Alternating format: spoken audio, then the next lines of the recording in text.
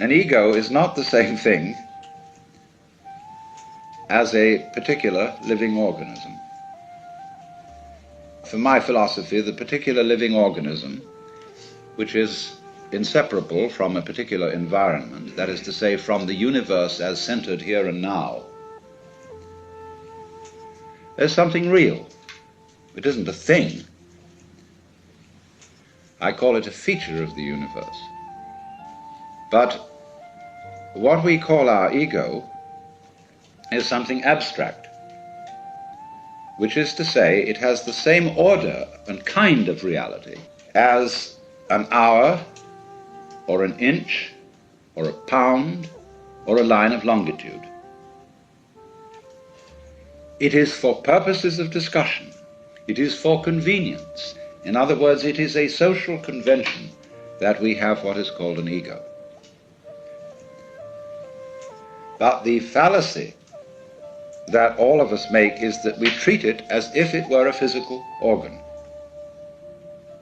as if it were real in that sense, when in fact it is composed, on the one hand, of our image of ourselves, that is, our idea of ourselves, as when we say to somebody, you must improve your image.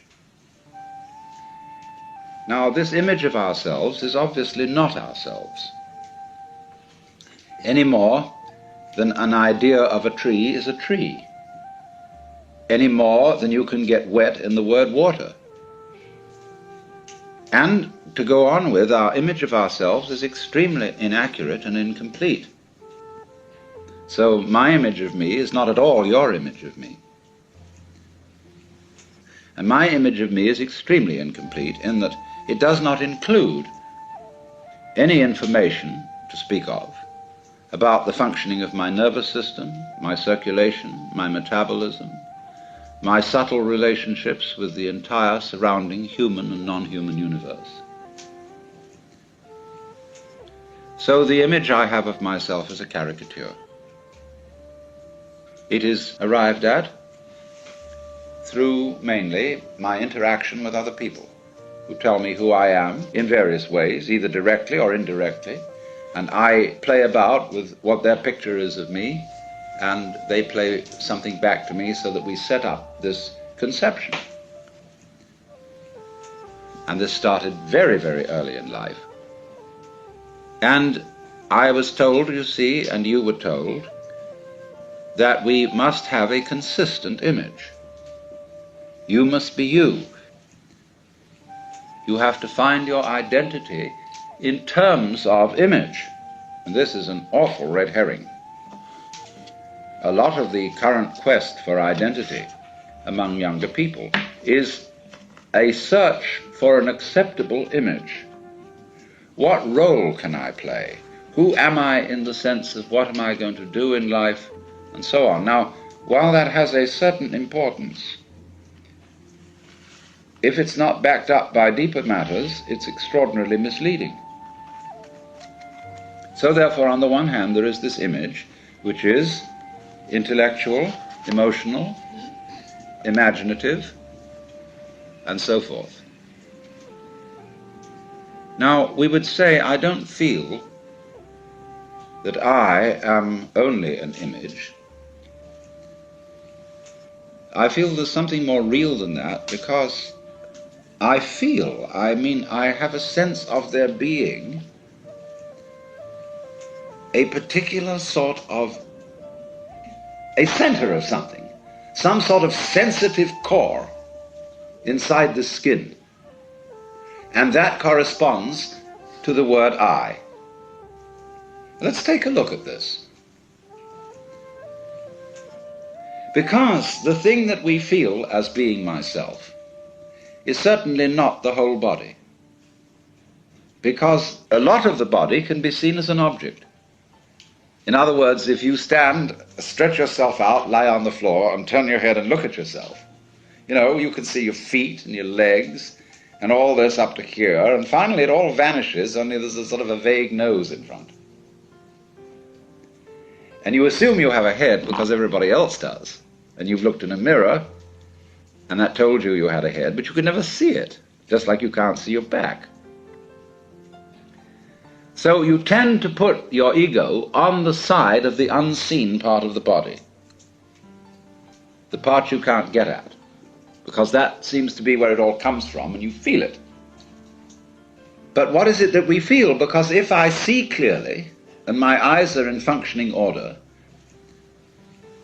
the eyes certainly are not conscious of themselves. There are no spots in front of them, no defects, in other words, in the lens or in the retina or in the optic nerves that give hallucinations. So also, therefore, if my ego, my consciousness is working properly, I ought not to be aware of it as something sort of there, being a nuisance in a way in the middle of things, because your ego is awfully hard to take care of. Well, what is it then that we feel? Well, I think I've discovered what it is. It's a chronic, habitual sense of muscular strain, which we were taught in the whole process of doing spontaneous things to order. When you're taking off in a jet plane, and the thing has gone rather further down the runway than you think it should have without getting up in the air, you start pulling at your seatbelt. Get this thing off the ground. Perfectly useless.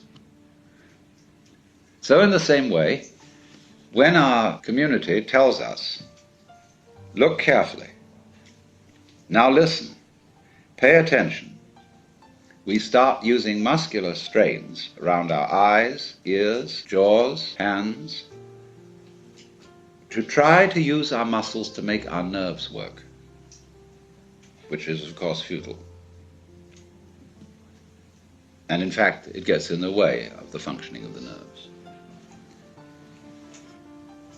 And then when we try to control our emotions, we hold our breath, pull our stomachs in, or tighten our rectal muscles to hold ourselves together. Now pull yourself together! What are you to do? What does a child understand by that? He does it muscularly, pulls himself together. It's just useless. So everybody chronically pulls themselves together. It's so funny, if you get a person to just lie on the floor and relax. But there's the floor under you, as firm as can be, holding you up.